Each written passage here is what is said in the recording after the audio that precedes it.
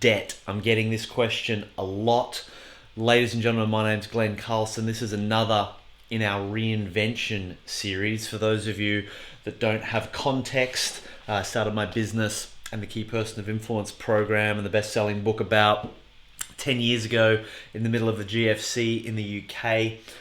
Since then, we've helped thousands of businesses make the most of the times that we're in.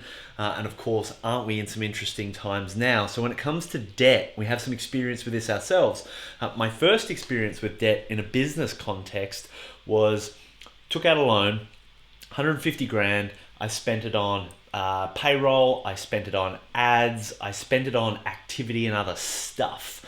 And all of a sudden I spent it all, and when I came and kind of tried to work out what I had as a result, I couldn't point to anything in particular. It kind of felt like sand slipping between my fingers. And so I am a big believer in debt. I think debt is an incredible way to be able to grow your business quickly. However, where people make a huge mistake is that they don't understand the difference between assets and activity. Now, what I spent my debt on was activity, doing stuff. And activity is like that sand through the fingers. So when I'd spent all the money, I didn't have a lot to show for it. I might have made some sales or what have you, but that is a very inefficient way to approach debt. They talk about good debt and bad debt. We think of good debt is, we buy a house, that's good debt because the return I'm going to get on the house outweighs the cost of the money, the interest, if you will. The reason that works is because the house is the asset. Bad debt is when you're spending it on activity, when you're spending it on going trips and holidays and things of this nature, that when they're gone, you're not left with anything. The issue here is most people don't understand what a real business asset is and how to go about developing it. Now, I'm not talking about like plant machinery and things of that nature that you learned about at uni. However, those definitely are assets. However, in small business, most people are focused on activity. They've got a big to-do list, but they don't have enough of a to-build list. So let me explain what an asset is really quickly, because that might help you prioritize whether or not you should be taking on debt. And at the moment, in the middle of this crisis, before I even talk about this, let me just shift gears a little bit. There are three types of businesses in any crisis. There's businesses that are just not going to survive. They were just not designed to be able to handle a crisis like this. The second is those that will kind of go into survival mode. They'll hunker down, they'll wait and see, and they might just squeak through if they do everything right. The third are those that are well positioned to make the most of this, help serve others in meaningful ways, and if they focus on building the right assets while focusing on doing the right activity, they'll end up taking some serious market share and be really well positioned when the market starts to rally on the other side of this. So what is so if you don't know which of those categories you fit in, don't take on debt. If you have no idea how to navigate this, don't take on debt. However, if you've got a pretty good line of sight, if this experience has given you focus, if it's given you clarity, and you can see, or you're fairly confident that you can see a way through this, banks are providing all sorts of flexibility, a reduction in the barriers to get access to debt. I highly recommend it if you're going to focus on building assets. So what is an asset? An asset is anything that makes activity cheaper, faster, or more effective. Let me give you an example from a HR point of view. Let's just say you'd started a business and you were going to hire someone for the very first time. If you had no assets, you'd have to sit down with them, you'd have to talk to them, you have to talk to a lot of people. That would get really inefficient. Once you hired someone, you've got to sit next to them and train them on everything. That's really inefficient. By the time this person is skilled up, maybe you've invested 50 hours. That's a huge amount of activity. And of course, your time and other people's time is the most expensive thing we have, because time is the one thing we can't get back, right? So what are some assets that would cause that activity, the outcome of having someone hired and trained up, what would make that more effective? What are the assets? Well, a position description would be an asset. That is something that once it's been built, like a house, you can keep it in the filing cabinet, and if you need to let that person go or you need to hire another person, you can bring it out, and it shortcuts that process. Another example of an asset would be a 30, 60 or 90-day onboarding plan where you might sit down and pre-record a whole bunch of the stuff they need to understand. Now, while you still need to do that the first time, you do not need to do it the second, third or fourth time, because you now have the asset that makes the activity more effective. There's no way we could have built our business internationally without the asset of the thought leadership books that we've created, my podcast, the Dent podcast.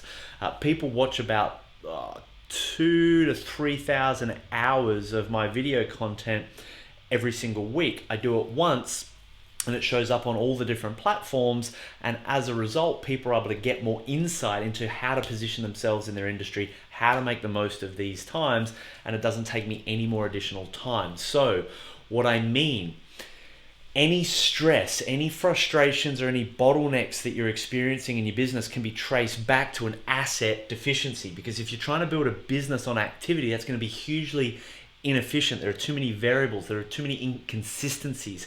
Activity comes from people. People have bad days. They have to leave. All that kind of stuff happens. Whereas assets, consistent, stable, reliable.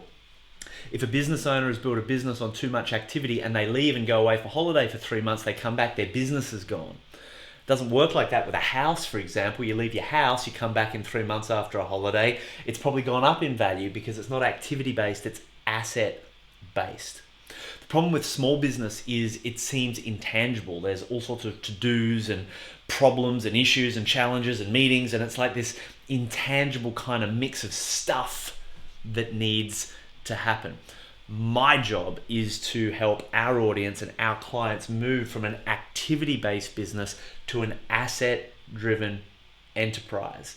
And so, if you feel like you've got a bead on how to navigate these times, the idea is, how do you take on debt to be able to invest in the right assets? Because if you're developing assets in your business, then the question is, well, do you feel like you're going to get a greater yield off whatever maybe you put money into producing a book or a digital scorecard or a video series or whatever it might be? Do you feel like you can get a greater return on that than it costs you to access the debt? And if the answer is yes, well, then it makes sense to put as much focus on building those assets now as possible. Think about it. We're in an economic winter without question, and it's possibly going to get worse before it gets better. We plant seeds in spring, we grow in summer, we harvest in autumn, but what do we do in winter? We sharpen the axe, we build a better plow, we improve our assets. Now it's winter time. Money is cheap. It's freely available. There's a lot of flexibility around repayments. If you have any kind of confidence whatsoever that you're going to come out on the other side on this on top, or even better than you were when you started, which is the majority of the people that we're working with, because they get this, they've already been positioning themselves as an asset-driven enterprise, then go in strong on developing assets. Don't be irresponsible, but don't let a lack of cash stop you from being able to make the most of this opportunity. And I'm not saying to profiteer, I'm saying to help, right? Because if there's people in this market that want to pay you money, it's because they need your help. It's because they need your support. So there's never been a better time to be able to position yourself as that key person of influence, as that signal from the noise. There's never been a better time to be able to take on debt. Just make sure you're using it to develop assets, not activity. If you want to go deeper into this, I've been running a regular series of workshops, not just around this idea of becoming that key person of influence, becoming that signal from the noise, but how to build your business ecosystem from an asset perspective, how to go through the reset process and the reinvention process. Whether you feel like your business is out of business, whether you feel like currently, from what you can see, you could struggle through, or whether you are drowning in opportunity and you want to work out how to optimize for that so you don't just have a spike in activity and then a drop. The idea is any spike in activity, because you've got inbound leads coming in, you want to make sure you're building the assets along the way, so when you get to the other side of this, you're incredibly well positioned for what I believe is going to be the greatest economic boom ever. We've got millennials, we've got baby boomers, we've got technology, we've got this perfect storm of value creating elements coming together. This COVID-19 thing is going to be really challenging. I think about 30% of small businesses are definitely going to be out of business, but what that means for everybody that's left, this is just really exciting times. So my name's Glenn Carlson. If you'd like more, check out kpiworkshop.com. I go deeper into a lot of all this stuff.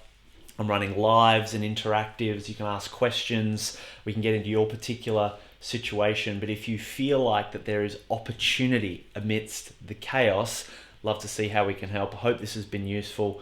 All you got to do is be brave, have fun. Let's go make a dent in the universe.